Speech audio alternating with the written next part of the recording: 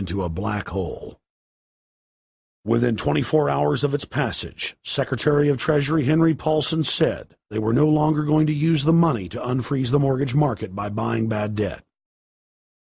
We went to Congress. Illiquid assets look like the way to go. As the situation worsened, the facts change. I will never apologize for changing an approach or strategy when the facts change.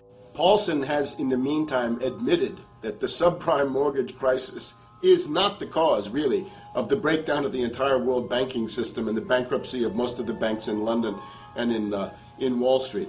He said, we're going to buy up toxic assets, but we're not going to worry about subprime mortgages. What he's talking about is derivatives. Derivatives are the center of the crisis. He went on to say that where the money was going was a secret. I believe that banking institutions are more dangerous to our liberties than standing armies. If the American people ever allow private banks to control the issuance of their currency, first by inflation, then by deflation, the banks and corporations that will grow up around the banks will deprive the people of all property until their children wake up homeless on the continent their fathers conquered. The issuing power should be taken from the banks and restored to the people, to whom it properly belongs. Thomas Jefferson, 3rd President of the United States.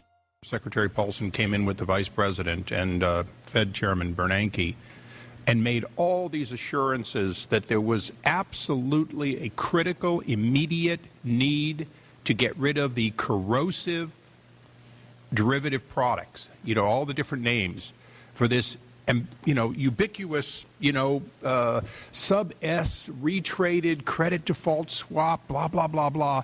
Okay? But they talked about them as though they knew what the hell they were. You got the money and you immediately said, what items, what auction? Now the Treasury just basically cut that out of the bill. And what we have here is a situation where banks are hoarding the money that they're getting from the TARP. They're using the money to purchase other banks. And all of a sudden, the Treasury sent a signal to the banks, forget about it. We're going to give you the money that you want, and you do what you want with it. Unless you direct it specifically, it's not going to happen. I don't think anyone questions, Mr. Kashkari, that you're working hard. Our question is who you're working for. Throughout its passage, President Bush and Senator Obama worked in tandem to get Congress to pass the bill, without even having time to read it, despite the fact that in major polls, 98% of the American people were against the bill. The leadership in both parties were for it.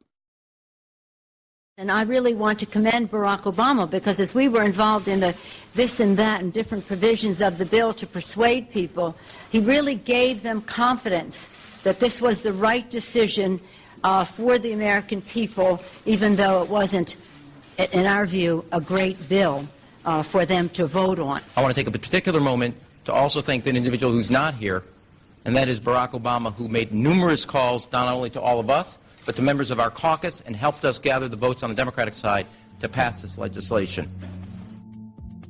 Bankheads then bragged to the press that they were hoarding the bailout money and using it to buy up smaller, healthy banks and insurance companies.